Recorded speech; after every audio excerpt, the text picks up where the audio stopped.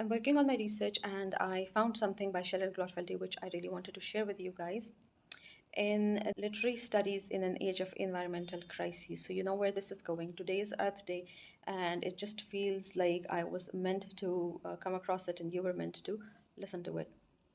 If your knowledge of the outside world were limited to what you could infer from major publications of the literary profession, you would quickly discern that race, class, and gender were the hot topics of late 20th century.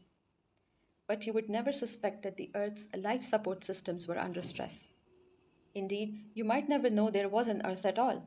In contrast, if you were to scan the newspaper headlines of the same period, you would learn of oil spills, lead, asbestos poisoning, toxic waste contamination, extinction of species at an unprecedented rate, battles over public land use, protests over nuclear waste dumps, a growing hole in the ozone layer, predictions of global warming, acid rain, loss of topsoil, destruction of tropical rainforests, controversies over spotted owl in the Pacific Northwest, a wildfire in Yellowstones, medical syringes washing onto the shores of Atlantic beaches, boycotts on tuna, overtapped aquifers in the West, illegal dumping in the East, a nuclear reactor disaster, new auto emission standards, famines, droughts, floods, hurricanes, a United Nations Special Conference on Environmental Development, a US president declaring the 1990s the decade of environment, and a world population that topped 5 billion.